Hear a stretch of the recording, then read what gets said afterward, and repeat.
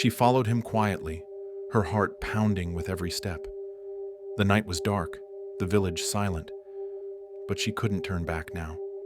She had to know the truth. As he disappeared into the shadows, she held her breath and crept closer, unaware that what she was about to discover would change everything. The sun, a drowsy orange eye, blinked goodnight over Amma, a village usually humming with the cheerful chaos of its market. But tonight, a thick, uneasy silence clung to the stalls, the scent of spices and roasting yams tainted with a creeping dread. At the heart of it all was Mr. Obinna, the butcher whose meat, once a local marvel, now tasted of unspeakable horror. Obinna wasn't your typical butcher. He was a whisper in the marketplace, a shadow that moved with unsettling efficiency. His stall, a gleaming shrine to flesh, always emptied before the last rays of the sun kissed the horizon. While other vendors haggled and sweated, Obinna simply smiled, a thin, almost apologetic curve of his lips, and handed over cuts of meat that were suspiciously plump and remarkably cheap. Amara's seasoned eyes, honed by years of market haggling and discerning quality, saw through Obinna's facade. His cheap, plentiful meat defied logic, a red flag waving in the bustling marketplace. It wasn't just the economics. It was Obinna's unsettling detachment. He moved like a ghost, his worn clothes a stark contrast to the cash he handled with careless abandon. His lack of personal indulgence was chilling. Amara's intuition, sharpened by years of street wisdom, warned her that Obinna's secret was far more horrifying than she could ever imagine. The twilight, a liminal space between day and night, mirrored Amara's own hesitant resolve. As the market's vibrant energy faded, a chilling quiet descended, amplifying the dread that compelled her to follow Obinna. Her footsteps, soft against the dusty path, echoed the frantic beat of her heart. The house seemed to hold its breath, a dark, silent entity that absorbed the last vestiges of daylight. The soot-blackened pot, a symbol of warmth and sustenance, became a vessel of horror. Obinna's face, usually masked by a placid smile, was now contorted in grim concentration, his features sharpened by the lantern's dim light.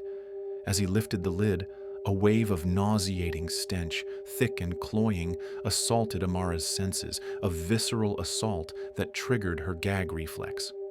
The broth within, a murky concoction, bubbled with an unnatural rhythm, its contents a grotesque parody of food. The chunks of meat, pale and uneven, lacked the familiar texture and hue of butchered animals. And then, the unmistakable sight, a bony finger, its chipped yellowed nail a macabre detail floating amidst the grisly stew. A silent scream, a primal expression of terror, erupted within Amara, a scream that remained trapped in her throat, a testament to the sheer horror of her discovery. Obinna muttered, his voice a low, guttural growl. "The supply is dwindling.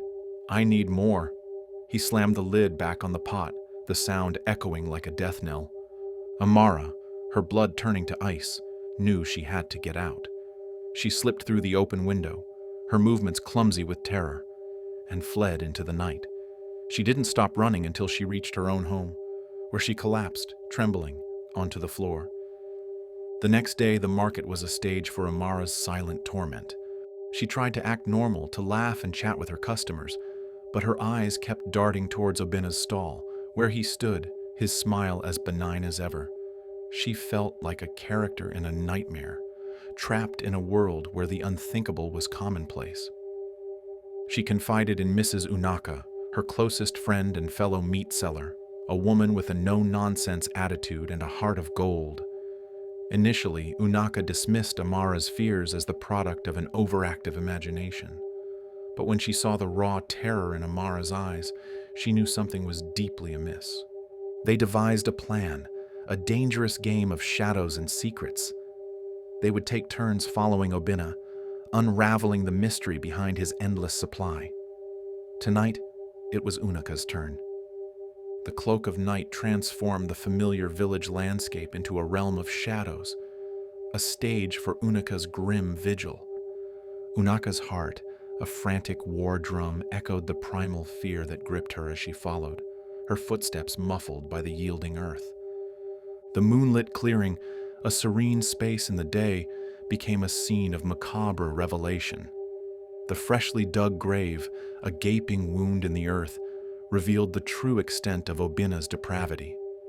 The lifeless body, a pale testament to his murderous deeds, confirmed Unaka's deepest fears. Obina's cold precision, the practiced movements of a butcher, transformed the clearing into a grisly workshop. The glint of his knife, the spreading dark stains, etched a scene of unspeakable horror into Unaka's mind. The truth, once a whispered suspicion, now screamed with undeniable clarity. Unaka's flight was a desperate escape from the monstrous reality, her feet barely touching the ground, her mind a whirlwind of terror. Her arrival at Amara's house, her ragged whisper, was a plea for action, a desperate attempt to bring the darkness into the light. The next day, they presented their evidence to the village authorities, a collection of whispered testimonies and shaky photographs. The officers, initially skeptical, were shaken by the sheer horror of their claims. They knew they had to act, to confront the monster lurking in their midst. Armed with a warrant, they descended upon Obina's house. The silence that greeted them was more chilling than any scream. They forced their way inside, their nostrils assaulted by the sickening stench of decay. The house was a charnel house, a testament to Obina's depravity. The black pot, still simmering, revealed its gruesome contents: bones, flesh, and the remnants of human lives. Obina was gone. The officers rushed to the market where they found him, his hands stained crimson, serving customers with his usual placid smile. The arrest was swift and brutal, a public spectacle that sent shockwaves through the village. The villagers, their faces a mixture of horror and disbelief, watched as Obina, their trusted butcher, was dragged away in chains. At the police station, Obina confessed, his voice devoid of emotion. He spoke of his victims, the strangers who had wandered into his path, their lives ending in his grim workshop. He spoke of his need for money, a desperate desire to provide for a family he had left behind. He justified his actions with a twisted logic, claiming he had never harmed anyone from Amma, only outsiders. The revelation shattered the village's sense of security. The meat they had consumed, the stews they had shared, now tasted of it. Obina was sentenced to life imprisonment, his crimes a stain on the village's history. But the damage he had done was irreparable.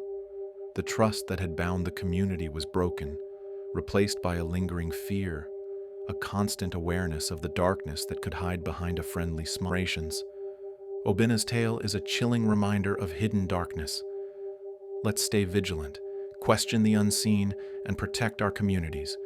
Share this story to raise awareness. What do you think about this story? Comment your thoughts below. Like and subscribe for more cautionary tales that delve into the shadows of human nature.